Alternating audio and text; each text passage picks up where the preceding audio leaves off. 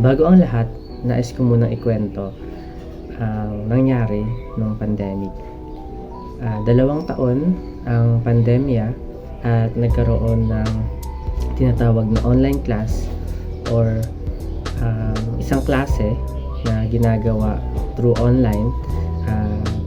Ako ay nag-take ng psychology ng 2 taon sa online class, ngunit masasabi ko sa sarili ko na wala akong masyadong natutunan dahil sa mahirap ang paraan kung paano matuto. Ngunit gusto ko rin talaga yung psychology.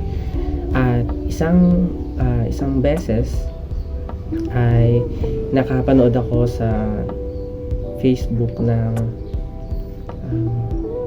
isang kabataan na agrikultura at siya ay nag-focus sa hydroponics, at nakita ko na malaki ang kanyang kinikita sa pag-hydroponics. Kaya ako ay naengganyo na itry din iyon, at bumili ako ng mga gamit at tinry ko na ang mag-hydroponics noong pandemya.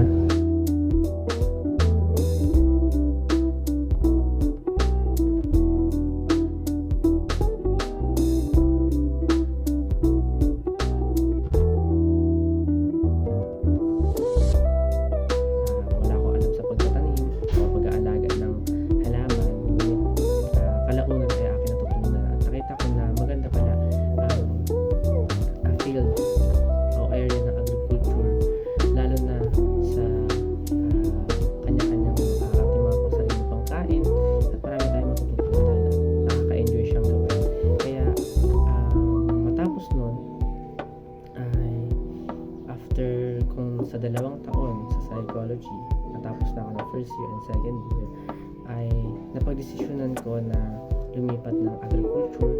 Unang-una dahil sa wala masyado rin malayo yung school na enrollan ko ng psychology, kundi sa Maynila